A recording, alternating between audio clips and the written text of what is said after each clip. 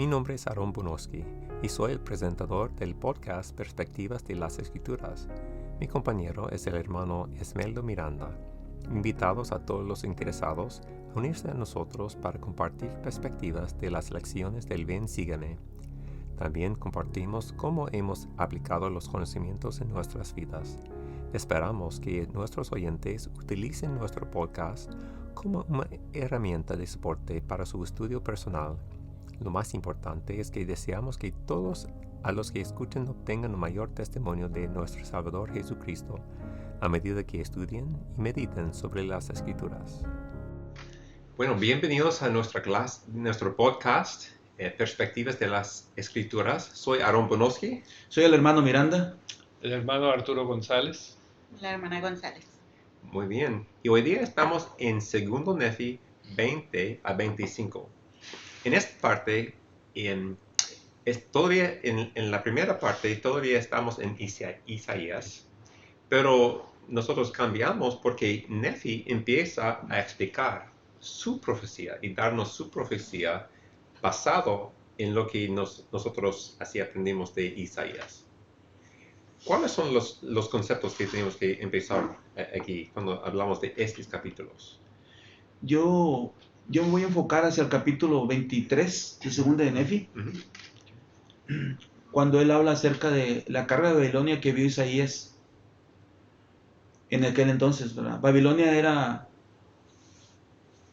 una amenaza para los pueblos, a los reinos de Israel, era una amenaza, pero se caracterizaba porque no tenía las prácticas ni la devoción que Isaías invitaba al pueblo que tuvieran. Entonces, la mayoría de los estudiosos en religión señalan a Babilonia como la oposición o las cosas mundanas, las cosas que son o que ofrece el mundo liberalmente, ¿no? Que la gente puede vivir o practicar, todas las cosas que están en contra de las enseñanzas que Jesús invita a que la gente tenga en su vida. Entonces, cuando alguien decide seguir a Jesús, en el sentido espiritual, decimos que está saliendo de Babilonia y está teniendo una libertad espiritual en Jesús, porque decide ir al camino de Jesús. Y yo me voy al capítulo 23 del verso 2. Dice: levantad bandera sobre lo alto del monte, alzad la voz, alzadles la voz, señalad con la mano para que entren por las puertas de los nobles. Cuando veo que dice que levantemos bandera, o invita a Isaías a que se levante una bandera, el pueblo de Israel que iba por el desierto, conducidos por el Señor en la voz de Moisés, eran conducidos de manera organizada, no iban así tumultuosamente. Eran 4 grupos o 4 ejércitos formados, y esos 4 ejércitos eran representados por una cabeza de tribu de los pueblos de Israel, y cada tribu tenía una bandera. Y esa bandera se ponía en lo alto para que identificaran a qué grupo pertenecían o a qué batallón. El batallón iba enfrente y todas las demás familias protegidos por ese batallón, pero tenían una bandera cada uno, y esa bandera se alzaba en lo alto. Entonces, por eso a veces tenemos himnos que dicen: bandera alto, el monte se hizo. ¿Va? Y la bandera sobre la cual es la invitación de levantar o poner en alto, que viene y nos enfoca al templo, es la bandera de Jesús, la vida de Jesús. Es la bandera que nosotros procuramos levantar en alto. A lo mejor decimos: es que es una gran responsabilidad hablar de Cristo, porque yo no soy tan bueno, soy tan limitado, soy impuntual, o soy, no sé, tengo algunas debilidades en mi vida. ¿Cómo puedo hablar yo de Jesús? ¿Cómo puedo levantar esta bandera? Levántala, levanta esta bandera. Aún a pesar de que tú sabes que eres limitado, levanta esta bandera. Yo le ruego a Dios esta mañana, vengo acá con ustedes y le digo, manejando acá, y honestamente les digo: perdóname, yo soy un hombre muy limitado, pero cúbreme con tu gracia. Y han de decir cosas prudentes y sabias, que quizás algún hermano o hermana, o algún joven, lo escuche, y no por mí, que sean del poder de tu espíritu y de tu amor y tu misericordia. Pero yo soy limitado y debilidades muchas. Pero tú eres Dios, Sí. perfecto, amoroso. Y digo, me atrevo a levantar la bandera de Jesús a pesar de mis limitaciones. Eso es lo que pienso. ¿Y qué hace ustedes en su familia cuando están enseñando a sus hijos? Tiene un hijo, David, que fue su misión, ¿no es cierto? ¿Y cómo podemos nosotros ayudamos a nuestras familias a salir de Babilonia y entrar en la presencia de Jesús? ¿Qué podemos hacer? Bueno, ya, como dicen las escrituras, hablamos de Cristo y nos regocijamos de Cristo. Pero en la forma que yo pienso que nosotros lo hacemos es con nuestro ejemplo, amando, sirviendo, orando. Son la forma que a nuestros hijos, con nuestro ejemplo, ellos lo van a hacer. Ellos aprenden todo lo que hacen, como hacen sus padres. Ellos quieren seguir el ejemplo de uno. Sí. Y yo pienso que amándonos como el Salvador es lo mejor.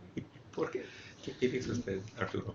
Y yo me hizo otra vez recordar, ¿verdad? En el tiempo, como lo que hablaba el hermano, cuando uno decide alzar la bandera y dejar Babilonia.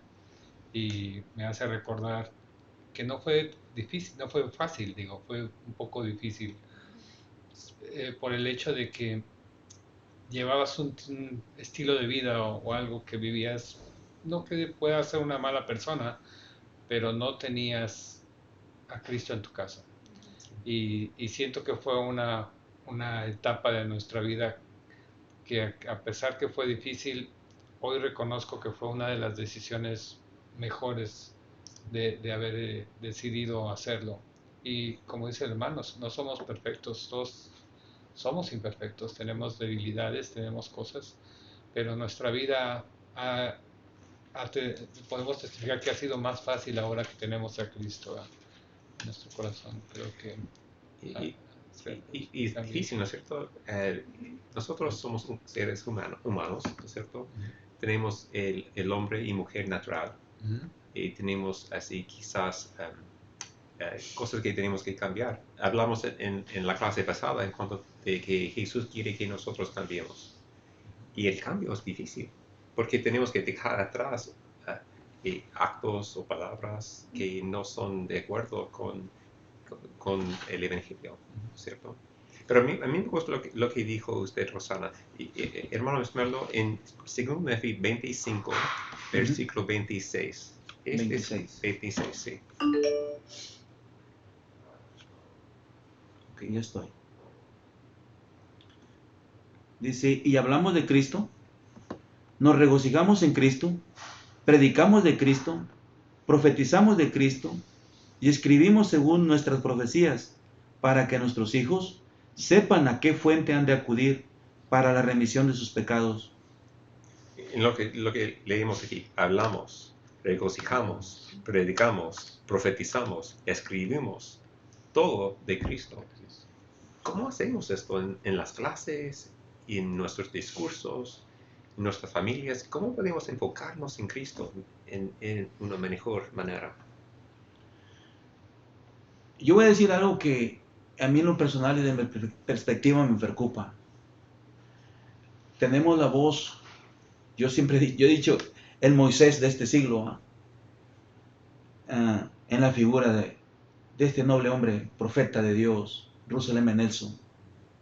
Tenemos la voz de él que levanta la vara en el desierto y nos invita a que miremos hacia la verdadera luz y no nos confundamos con prácticas que ya tendrían que dejar de ser. ¿Va? Sin embargo, a mí veo con preocupación, ¿va? Dice Nefi, a pesar de que creemos en Cristo, observamos la ley de Moisés y esperamos anhelosamente y con firmeza en Cristo hasta que la ley sea cumplida. Ellos respetaban la ley de Moisés aún, pero creían en Cristo y seguían guardando la ley. La ley de Moisés, ¿va? Como un símbolo de una ley pasada que sería cumplida toda en la vida y el sacrificio del Hijo de Dios, de Jesucristo. Y esa ley dejaría de ser. ahora sería la ley de Cristo, la ley del amor, de la misericordia, de la caridad, del perdón. Y ya las cosas viejas dejaron de ser, porque ahora son las cosas nuevas, somos renovados en Cristo. Entonces yo veo con preocupación que a veces todavía hay ciertas costumbres en las reuniones de la iglesia, ¿eh? que todavía los llevan a esas cosas pasadas, que no estoy diciendo que estaban mal, la ley de Moisés no estaba mal, Pero ya porque se enfocaban a la vida de Jesús, pero también ya van dejando de ser, y estamos nosotros buscando sostener, porque cada 6 meses hacemos este acto sagrado de sostener a un profeta. Pero entonces yo lo miro a mí mismo, yo no te miro a ti, no miro a la hermana, me miro a mí mismo, me preocupo a mí mismo y digo, ¿qué tanto escucho esa voz? ¿Qué tanto miro ese símbolo que levanta este hombre noble, grande de edad, que tiene la fuerza y la voz para decirme, hey, eres cristiano, ven, porque somos creyentes en Cristo? Y lo voy a decir abiertamente, porque no eres mormón, Correcto. Claro. eres un cristiano. Claro, Así es. porque hace 5 años el profeta dijo, debemos utilizar el nombre de la iglesia de Jesucristo de los santos de los últimos días, no la iglesia mormona. Claro, sí. Y cuando decimos la iglesia mormona, ¿quién sacamos de la iglesia? A Jesucristo. A Jesucristo, Jesucristo. porque su nombre es la iglesia de Jesucristo, no es la iglesia mormona, ¿no es cierto? Entonces, ¿cómo podemos hacerlo? Si damos un discurso, quizás el discurso, el tópico es esperanza, Ya. ¿no es cierto? ¿Cómo podemos tratar con un enfoque de Jesucristo? Yo creo que quizá como todos nos hemos visto en alguna ocasión, cuando nos hemos hablado con alguna persona que tienen esa idea acerca del mormón y dicen que nosotros que no creemos en Jesucristo. Inclusive he oído comentarios acerca de que no creemos en Jesucristo. Pero esa es una oportunidad para nosotros para explicarle, bueno, el nombre de la iglesia no es iglesia mormona, el nombre de la iglesia es la iglesia de Jesucristo de los santos de los últimos días. Y explicarles acerca de que nosotros somos de Jesucristo, no es mormón. Leemos el libro de Mormón porque testificamos que es otro testimonio otro testamento del Señor, de Jesucristo, pero la base, la piedra angular es Jesucristo. Y es una oportunidad para nosotros para hacerlo.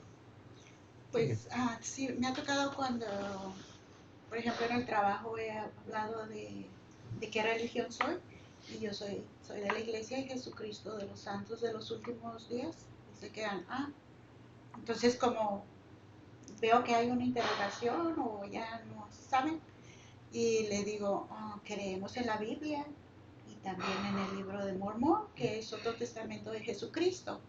Entonces ya ahí hacen la conexión. Y entonces digo, Jesucristo es nuestra base en nuestra religión. A mí me gusta lo que dijo el presidente Nelson. Él dijo que nosotros somos 3 cosas.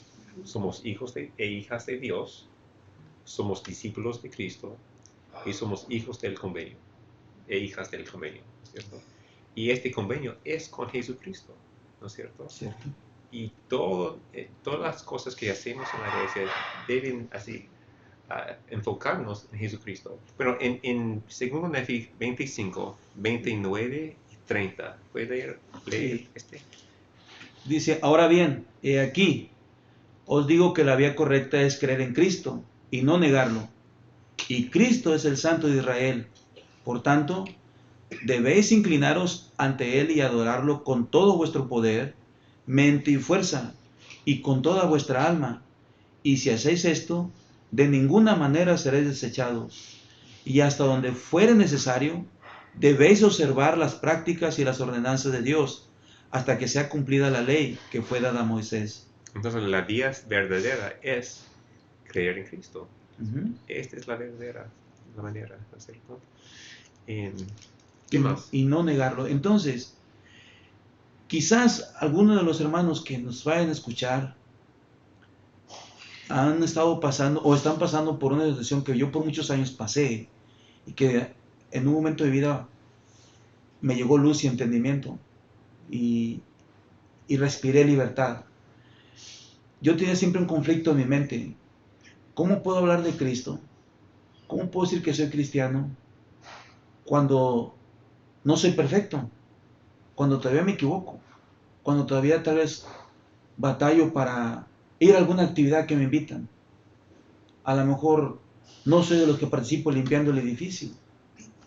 Y entonces, pero el domingo estoy hablando de Cristo y corro el riesgo de que algún hermano pueda pasar por su mente, ¿cómo hablas de Cristo si no te veo en ciertas o determinadas actividades? Y tiene un conflicto.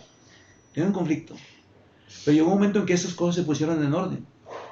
Y el Señor me hizo sentir que no todo el que le sigue es el más perfecto.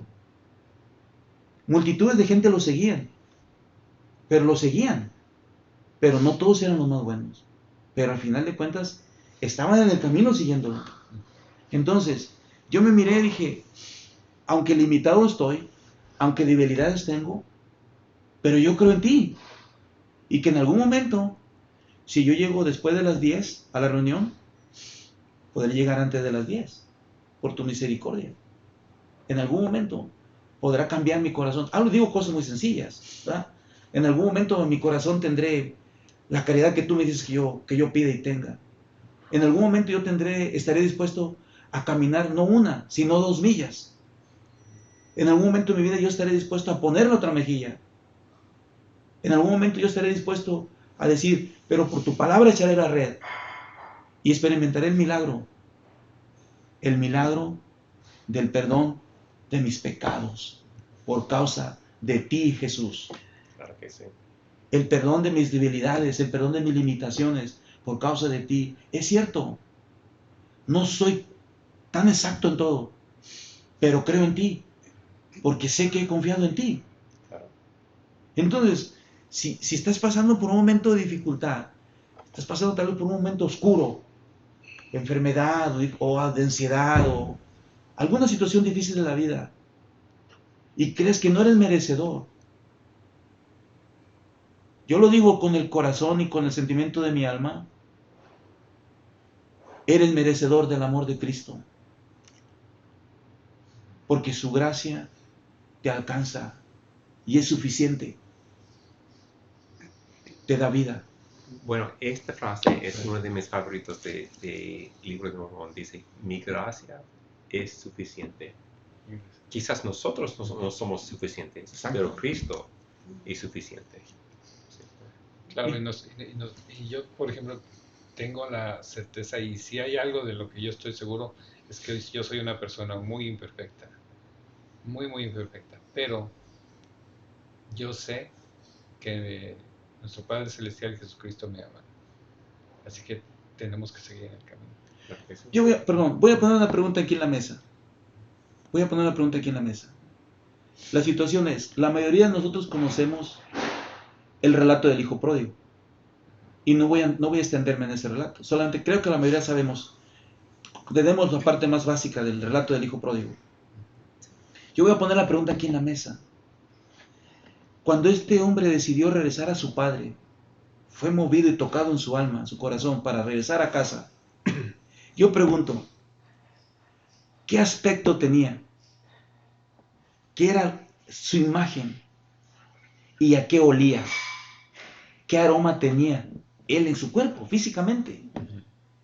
Si miramos que estaba cuidando cerdos, animales inmundos de acuerdo a la ley de Moisés, era un trabajo que él tenía, alimentar a los cerdos.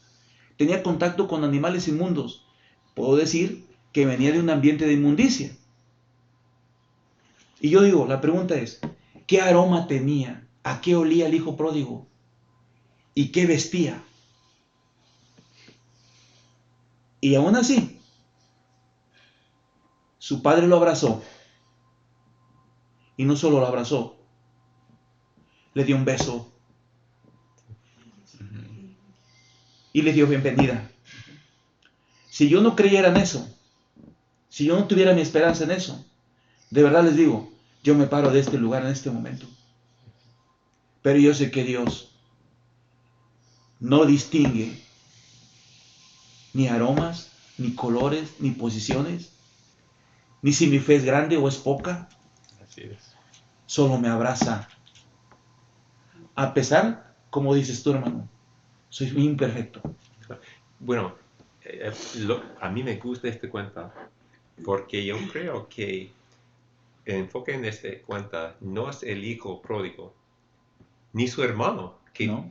tuvo orgullo, Ajá. fue el padre. Así es. El padre, a mí me gusta mejor llamar esta cuenta Centro. la cuenta del padre amoroso. El amor Sí. del Padre. ¿No? Sí. Porque el padre tuvo así misericordia, ¿Sí? ¿no es cierto? Y lo Bueno, abrazó. puedes leer 2 Nefi 26:33. Como dijo el hermano, yo sé que Dios me ama. Sí, Ya. 26:33. 33. Dice, porque ninguna de estas iniquidades viene del Señor, porque Él hace lo que es bueno entre los hijos de los hombres, y nada hace que no sea claro para los hijos de los hombres.